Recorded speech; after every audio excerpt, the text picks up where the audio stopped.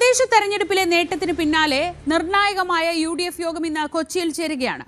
നിയമസഭാ തെരഞ്ഞെടുപ്പ് ലക്ഷ്യം വെച്ചുള്ള മുന്നൊരുക്കങ്ങളും തെരഞ്ഞെടുപ്പ് തന്ത്രങ്ങളും ഒപ്പം മുന്നണി വിപുലീകരണവും യോഗത്തിൽ ചർച്ചയാകും. ഭരണം നേടാമെന്ന പ്രതീക്ഷയുണ്ടെങ്കിലും മികച്ച ഭൂരിപക്ഷം ഉറപ്പിക്കാൻ പരമാവധി കക്ഷികളെ ഒപ്പം കൂട്ടണമെന്നാണ് പൊതുവികാരം. ഘടക കക്ഷികൾക്കിടയിലെ സീറ്റ് വിഭജനം, പാർട്ടികളുടെ സ്ഥാനാർത്ഥി നിർണയം എന്നിവ സുഗമമായി അതിവേഗം പൂർത്തിയാക്കിയാൽ തെരഞ്ഞെടുപ്പിൽ മേൽക്കൈ നേടാനാകുമെന്നാണ് വിലയിരുത്തൽ. ഡാനി പോൾ വിവരങ്ങളുമായി കൊച്ചിയിൽ നിന്ന്. ഡാനി, ഒരുപക്ഷെ തദ്ദേശ തെരഞ്ഞെടുപ്പ് കഴിഞ്ഞിട്ടുള്ള ഈ യോഗം വളരെ പ്രധാനപ്പെട്ടതാണ്. അവർ പോലും പ്രതീക്ഷിക്കുന്നതിന് അപ്പുറത്തൊരു വലിയ വിജയമുണ്ടായ സ്ഥിതിക്ക് ഇത് ഇനി നിയമസഭയിലും നിലനിർത്തുക എന്നത് വലിയൊരു ഉത്തരവാദിത്വമാണ്. അതിനായി സ്വീകരിക്കേണ്ട നടപടികളൊക്കെ ചർച്ചയാവേണ്ടതുണ്ട്. പ്രധാനമായും അറിയേണ്ടത് പുതിയ കക്ഷികൾ ആരെങ്കിലും മുന്നണിയിലേക്ക് വരുമോ? തർക്കമാണ് എപ്പോഴും പ്രശ്നമുണ്ടാവുന്നത്. ആ തർക്കങ്ങളില്ലാതെ നേരത്തെ കൂട്ടി ഇപ്പോൾ തദ്ദേശ തെരഞ്ഞെടുപ്പിൽ അവർക്ക് ഏറ്റവും ഗുണമായി വന്നത് നേരത്തെ തൊട്ടുള്ള തയ്യാറെടുപ്പായിരുന്നു. അങ്ങനെ തയ്യാറെടുപ്പുകൾ എന്തൊക്കെയാവും എന്നൊക്കെയാണ്. എത്രത്തോളം പ്രധാനപ്പെട്ടതാണ് അടുത്ത ഒരു 4 മാസത്തിനപ്പുറം വരാനിരിക്കുന്ന തെരഞ്ഞെടുപ്പ് കണക്കാക്കുമ്പോൾ ഇന്നത്തെ ഈ യോഗം?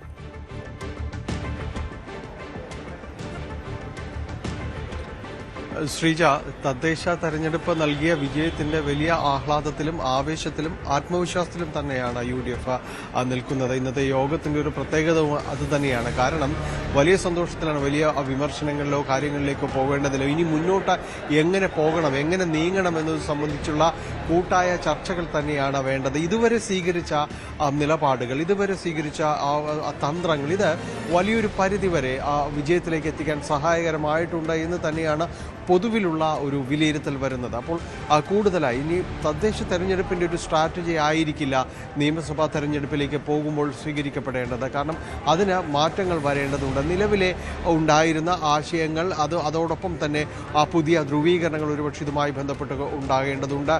പുതിയ കൂടിച്ചേരലുകൾ ഉണ്ടാകേണ്ടതുണ്ട്. ഇനി മറ്റേതെങ്കിലും രീതിയിലുള്ള കൂട്ടിച്ചേർക്കലുകൾ പോലും UDF വേണമോ എന്നതടക്കമുള്ള കാര്യങ്ങളും ചർച്ച ചെയ്യപ്പെടേണ്ടതുണ്ട്. കാരണം തദ്ദേശ തെരഞ്ഞെടുപ്പ് എന്ന് പറയുന്നത് പൊതുവിലും വളരെ രാഷ്ട്രീയത്തിന് അപ്പുറം നിന്നുള്ള കുറേയധികം ചിന്തകൾ ഇതിലുണ്ടായിരുന്നു.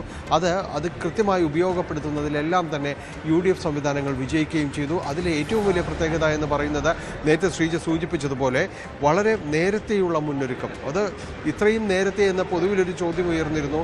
പക്ഷെ അത് അങ്ങനെ തന്നെ വേണം എന്ന രീതിയിൽ തിരിച്ചു പിടിക്കാൻ വേണ്ടി ഇറങ്ങിയതാണ്.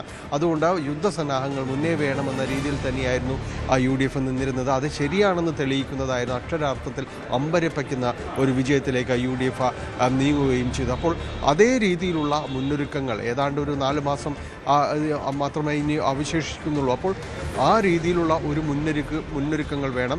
പടലപ്പിണക്കങ്ങൾ ഒഴിവാക്കണം.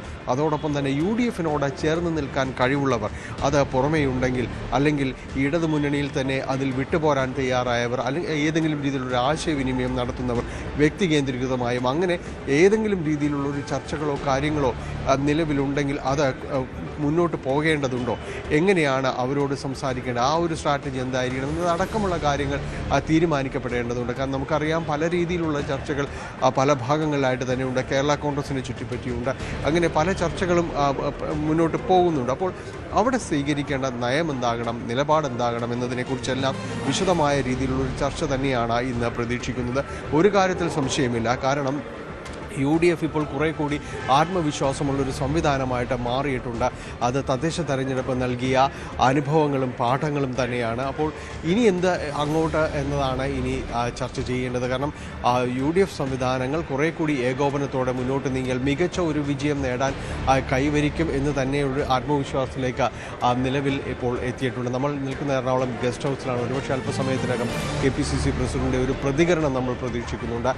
10 മണിക്ക് ശേഷമാണ് യോഗം ആരംഭിക്കുന്നതെങ്കിലും ഒരു പ്രതികരണം ഒരുപക്ഷെ ഇതുമായി ബന്ധപ്പെട്ടെല്ലാം തന്നെ ഉണ്ടാകാമെന്ന് തന്നെയാണ് പ്രതീക്ഷിക്കുന്നത്.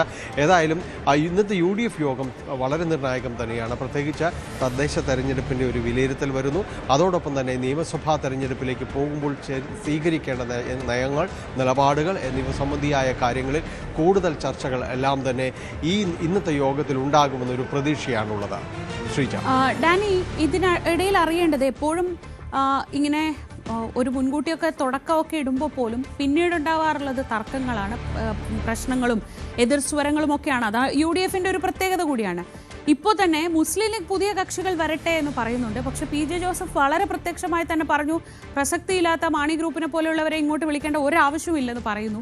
പക്ഷേ സ്വാഭാവികമായും കേരള കോൺഗ്രസ് എം വന്നാലുണ്ടാകുന്ന ആ മേഖലയിൽ കൂടി ഉണ്ടാകാൻ പോകുന്ന ഒരു നേട്ടത്തെക്കുറിച്ച് UDF-ൽ കൃത്യമായ വിലയിരുത്തലുകളുണ്ട്. അങ്ങനെയെങ്കിൽ PJ ജോസഫിന് അത് ബോധ്യപ്പെടുത്താൻ കഴിയുമോ?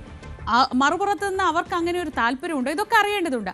അങ്ങനെ ഒരു ആ തരത്തിലുള്ള ചർച്ചകളിലേക്കൊക്കെ UDF കടന്നിട്ടുണ്ടോ നിലവിൽ?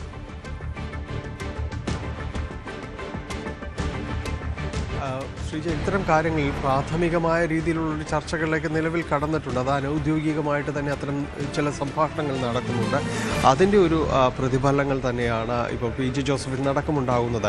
ഈ നമ്മൾ ശ്രദ്ധിക്കേണ്ടത് കേരള കോൺഗ്രസിന് വേണ്ടി എപ്പോഴും ഒരു പൂർണ്ണമായ ഒരു അടച്ചിട്ടൊരു വാതിലൊന്നുമല്ല UDF എന്ന് പറയുന്നത്. കാരണം ആ കേരള കോൺഗ്രസിൻ്റെ ഒരു ബെൽറ്റ്, കേരള കോൺഗ്രസ് UDF സംവിധാനത്തിൻ്റെ ഭാഗമാണ്. അവർക്ക് തിരിച്ചു വരാൻ കഴിയുന്ന എപ്പോൾ വേണമെങ്കിലും തിരിച്ചു വരാൻ കഴിയുമെന്ന രീതിയിലുള്ളൊരു പ്രതീതി സൃഷ്ടിക്കാൻ UDF-ന് എപ്പോഴും കഴിഞ്ഞിട്ടുണ്ട്. പല നേതാക്കളുടെ പ്രസ്താവനകളും അത് തന്നെയാണ്.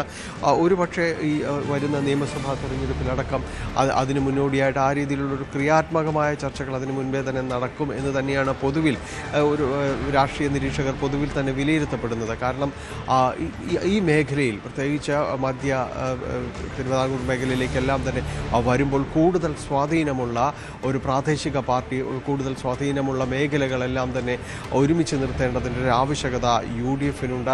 അത് കേരള കോൺഗ്രസിലെ പല ഘടകങ്ങൾക്കുമുണ്ട്. ആരും ആരുടെയും അവസരങ്ങൾ കവരില്ല എന്ന ഒരു ഉറപ്പ് തന്നെയാണ് ഇതിൽ PJ ജോസഫ് അടക്കമുള്ളവർ പ്രതീക്ഷിക്കുകയും ചെയ്യുന്നത്. കാരണം മറ്റൊരു കേരള കോൺഗ്രസ് കൂടി ഇതിലേക്ക് എത്തുമ്പോൾ എന്താണ് തങ്ങളുടെ ഒരു അവസ്ഥ, എങ്ങനെയായിരിക്കും സംവിധാനങ്ങൾ എന്നതടക്കമുള്ള കാര്യങ്ങൾ ആലോചിക്കേണ്ടതുണ്ട്. ഏതൊക്കെ സീറ്റുകൾ ആർക്കൊക്കെ, ഘടകകക്ഷികൾക്ക് സീറ്റ് വിഭജിച്ചു നൽകുന്നതിലെ അതിലെ സാങ്കേതികത്വം തന്നെയാണ് കൂടുതലായിട്ട് തന്നെയും ഇതിൽ വിഷയമാകുന്നത്. എങ്ങനെയാണ് ഘടകകക്ഷികളെ വിശ്വാസത്തിലെടുത്തുകൊണ്ട് മുന്നോട്ട് പോകുക, സീറ്റ് ചർച്ചകൾ തുടങ്ങി വെക്കുമ്പോഴേക്കും ഭരണമാണ് ആവശ്യം. കാരണം 10 വർഷമായി UDF ഇതിന് പുറത്തു നിൽക്കുന്ന, ഭരണത്തിന് പുറത്തു നിൽക്കുന്നതാണ്. കഴിഞ്ഞ ടൈമിൽ അടുക്കാൻ പോലും കഴിയാത്ത അവസ്ഥയിലേക്ക് വരികയും ചെയ്യുന്നു. CPM ഇടതുമുന്നണി ഒരു തുടർച്ചയിലേക്ക് പോവുകയും ചെയ്യുന്നു.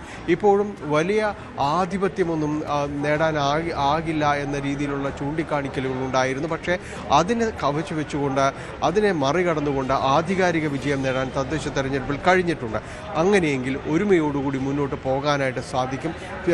നിയമസഭാ തെരഞ്ഞെടുപ്പിലടക്കം കൂടുതൽ മുന്നണികളെ അല്ലെങ്കിൽ കൂടുതൽ ഘടകകക്ഷികളെ ചേർത്തുകൊണ്ട് പോവുകയാണെങ്കിൽ അനായാസ വിജയം നേടാനായിട്ട് സംസ്ഥാനത്ത് കഴിയുമെന്ന ഒരു വിലയിരുത്തൽ UDF-ന് തന്നെയുണ്ട്. അതിൽ മറ്റുള്ളവരെ പറഞ്ഞു ബോധ്യപ്പെടുത്തുക എന്നതാണ്. പ്രത്യേകിച്ച് ഈ കേരള കോൺഗ്രസ് സംവിധാനങ്ങളെ അടക്കം പറഞ്ഞ് ബോധ്യപ്പെടുത്തുക. അതിൽ പ്രധാനപ്പെട്ട കാര്യം ഈ സീറ്റ് കവർച്ച എന്ന സംബന്ധിയാണ്. സീറ്റ് കൂടുതലായിട്ട് ആരെയും നഷ്ടപ്പെടാതെ കൃത്യമായി വീതം വയ്ക്കാനും കൃത്യമായിട്ട് അനുനയിപ്പിച്ചുകൊണ്ട് മുന്നോട്ട് പോകാനും എല്ലാം തന്നെ കഴിയേണ്ടതുണ്ട്, പറഞ്ഞ് മനസ്സിലാക്കേണ്ടതുണ്ട്. അപ്പോൾ അത്തരം കാര്യങ്ങൾക്കുള്ളൊരു ചർച്ചകൾ തുടങ്ങി വയ്ക്കുമെന്ന് തന്നെയാണ് കരുതുന്നത്. നിലവിൽ അത്തരം ചില അനൗദ്യോഗികമായ ചില സംഭാഷണങ്ങൾ പലയിടത്തും നടന്നതായിട്ട് തന്നെയാണ് വിലയിരുത്തുന്നത്.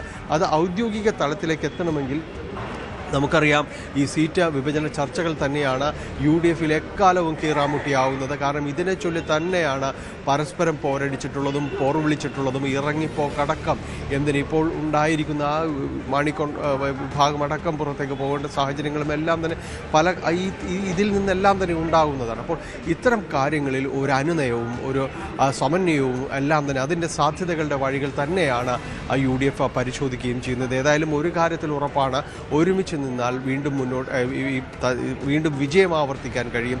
അത് നിയമസഭാ തെരഞ്ഞെടുപ്പിലടക്കം ആധികാരിക വിജയം നേടിക്കൊണ്ട് മുന്നോട്ട് പോകാൻ കഴിയും. അത് അപ്രാപ്യമായ കാര്യമല്ല എന്നതടക്കമുള്ള കാര്യങ്ങൾ പരസ്പരം പറഞ്ഞ് മനസ്സിലാക്കുക എന്നതാണ്. ഏതായാലും അത്തരം ചർച്ചകൾക്കെല്ലാം തന്നെ തുടക്കമാവുകയാണ്. ഇനി അധിക കാലം തെരഞ്ഞെടുപ്പിന് ബാക്കിയില്ല. അപ്പോൾ അതിനു മുൻപായിട്ട് തന്നെ ഇത്തരം ചർച്ചകൾ പൂർത്തീകരിക്കേണ്ടതുണ്ട്. ആ ചർച്ചകളുടെ ഒരു തുടക്കം എന്ന രീതിയിൽ തന്നെയായിരിക്കും ഇന്നത്തെ UDF യോഗത്തിന് നമ്മൾ കാണേണ്ടത്. ശ്രീജ, ഡാനി പോളാണ് വിവരങ്ങൾ നൽകിയത് കൊച്ചിയിൽ നിന്ന്. കൊച്ചിയിൽ വളരെ നിർണായകമായ UDF-ന്റെ യോഗമാണ് ഇന്ന് ചേർന്നത്. തദ്ദേശ തെരഞ്ഞെടുപ്പിന്റെ വിജയത്തിൽ ആത്മവിശ്വാസത്തിലാണ് UDF. ഇനി മുന്നിലുള്ളത് നിയമസഭാ തെരഞ്ഞെടുപ്പാണ്. ഈ വിജയം അതേപടി ആവർത്തിക്കാൻ, അല്ലെങ്കിൽ ഇതിലും മെച്ചപ്പെട്ട ഒരു വിജയം നേടാൻ എന്തൊക്കെ തന്ത്രങ്ങൾ മെനയണം, അതിൻ്റെ പ്രാഥമിക ചർച്ചകൾ ഇന്നത്തെ യോഗത്തിൽ ആരംഭിക്കും.